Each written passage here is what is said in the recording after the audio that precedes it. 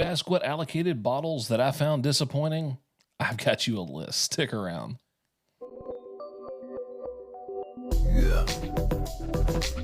Yeah. Yeah. Welcome back to That Bourbon Dude. My name is Charles. Today we are talking about 5 allocated bottles that completely just let me down for one reason or the other. Whether it was price, maybe it just didn't taste as good as I thought it would. Obviously availability is going to be crap because they are allocated bottles. And then finally, the last one probably was like completely surprise everybody because I will admit it, I will say it, and I don't think there's very many people on WhiskeyTube, if any, that will admit this. So, all right, let's get started. But before we do, please hit that like, share, subscribe button. There's like 86% of you that are not subscribed. We got to get these numbers up. These are rookie numbers. Let's get these numbers up. Hit that subscribe button. Okay, first, Penelope Valencia. That's the first one. And I just picked this up. This actually, I just got this like 5 days ago. Just like, I'm talking, had 2 pours out of it. This thing's freaking 95 proof. Gosh dang. Everyone was talking this bottle up for so long. Never came to my area. I finally got it. And to be honest, when I cracked it, it just like, there was nothing there. Like, there's just nothing there. It's just basic, like basic ass whiskey. Like, I don't think the finishing was enough there to give what I thought it should be. Thank goodness I only paid like 75 bucks for it. So yeah, that's my first one, Penelope Valencia. I don't even know what batch this is, batch 3. So if you guys know if batch 1 or 2 or however hell many there are is any better, I would like to try a different batch because maybe this batch just really sucks. I don't know, but I'm really disappointed in this one. This one let me down tremendously. So that's my first one. Next, this next one, it kind of let me down for a couple reasons. One, the price was pretty much just ass. And then the second thing is when I cracked into the bottle, the juice did not match the price at all. So that got me. Availability was just absolutely just horrible. Like, I didn't see this bottle. Like, everyone's touting, hey, we got it in our area. Never came here. Finally, randomly, like a case of them showed up. I was able to grab one, and that's going to be Old Forester 1924, the 10-year 100 proof. Like, it's a beautiful bottle, beautiful purple. It just didn't do it. Like, it's like 75 bucks worth of good. It is not 100, and I think I paid $114.99 for that. It's just not $114 worth of good. When I got this thing, I was like, man, I freaking love this. I love Early Times. It shares the same mash bill as this. Cooper's Craft, King of Kentucky. I'm like, dang, this is gonna be awesome. And it was good, but it was not $114 good. And I was completely disappointed because I expected this to be like a notch under King of Kentucky, right? Like, it's 10 years old, same mash bill. I was like, maybe this is like King of Kentucky baby brother. Nope, absolutely not. I mean, as it's opened up, it's gotten a little better, but it still doesn't make up the flavor doesn't make up the price. It don't get me there. Like, it absolutely just did not make it. I probably won't pick up another one, to be honest. I don't think I will get one unless they drop the price. If the price came down to like 75, 85 bucks, probably would be a fan. I think it is a 75 or $85 bottle, but that's probably about it. So my second one on the list is the Old Forester 1924. The next one, actually picked up 2 of these bottles from the distillery. I don't remember if it was like early this year or the end of last year. I don't recall. Let's see. It's going to be the Old Fitz 8-year. This is the fall 23 release. I actually think I got this in like January of 24. Like I said, this is my second bottle. I don't even know where to say. So I don't think the price was bad considering the prestige of this bottle. Like, it's a beautiful bottle. Sadly, it's only 8 years old and it fell flat. Like, we're talking roaming the Sierra Desert flat plains, just crap, just like it wasn't there. I think it was like $129 or $39. I may be mistaken. It might have been a little bit more. This is my second one. I'm not going to open this one. It's just going to sit on the shelf, kind of collect dust as it is. As you can see, it's completely covered. The first one, I cracked it, drank a little bit out of it, shared it with some people, and then ended up trading it off.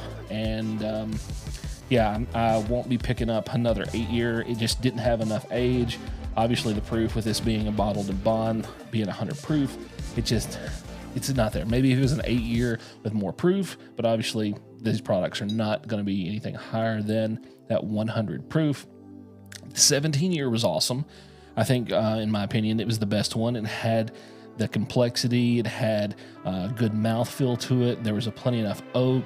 The depth of flavors were there. Obviously, the price was elevated, but I would rather pay that price for that one and then just kind of not ever pick up another 8-year. So there's a number 3. That's the old Fitz 8-year. All right. So the next one is one that's SRP is already high as hell. And not only is it high as hell, it's hard to find these bottles. And I got the opportunity to get this one. I tried it. It was okay. I don't believe it's anywhere close. I'm going to get a lot of hate for this one, but you know what? Bring it. Tell me why I'm wrong in the comments. Do that, actually. Tell me why I'm wrong. So it's going to be a Willet Purple Top. This is an 8-year, 132.8 proof. This is the way. There you go. If you can see it right there. Bing, bang, boom. No, I will not grab another one of these. You cannot tell me that this is worth $400. I have found so many 8-year bottles that are under $100 that I like better, and this one just absolutely just didn't do it for me. Sure, they're hard to get. Sure, they're expensive. Have I had some higher age stated ones that were better? Yeah, I had a 10 and 11 year that was better, but do I think they were $450 bottles? No, I don't. I think there's a lot better bottles out there for that price. This one here, it just didn't do it. I mean, the proof was there. I felt like it lacked a lot of complexity. It was pretty thin. It was just hot. It was hot. That was it. It was just hot. I don't think there was really much more to say about that. Just didn't do it. There's like a crumb of a drop down there in the bottom that will probably evaporate because I do not want to try this anymore. This was bottle 90 out of 143, so that was kind of a low yielding barrel, but I guess that's why they charge so much. Low yield, but only in 8 years, so 8 year and you had that much angel share, that's pretty sad. All right, next up is my last one, and I'm gonna get a lot of hate. And if you've had experience with this bottle, in the comment section, tell me what you thought, because I personally thought I have gotten other bottles in that same line that was much better and much cheaper. I think even the, well, I'll just show you. Screw it. It's going to be the Russell's Reserve Single Rickhouse Camp Nelson F. If you guys had watched my live stream from Louisville with Patrick from the Whiskey Cove, either this was last or next to last, and the Russell's 15 won, but second place was a just absolute standout, and that's the Wild Turkey Rare Breed non-chill filtered, the travel exclusive. I will buy 5 of those bottles over ever buying another Russell's Rickhouse. It just don't do it. There's just no way I will pay the money for this ever again. I'm not going to pick up a 15-year. Patrick brought his. He was able to get one. I don't think that it's going to do it for me. I've had too many just regular Russell's store picks that are like, you know, $65-$75 from a store that's 10 years old that beats the pants off of these. And it's just too much hassle to chase down this bottle when almost every store in my area has a Russell's store pick that is between like 8 and almost 11 years old. And you can pick them up pretty cheap. They're tasty bottles. Do I think that they have as much oak on it as this? No. I think the Russell store picks actually I get like a little bit more sweetness off of them, a little bit more cherry forward. This is a little bit darker, but I just don't think this has what it needs to be this price. And if you've ever been up toward the Camp Nelson area, there's not really anything cool about that.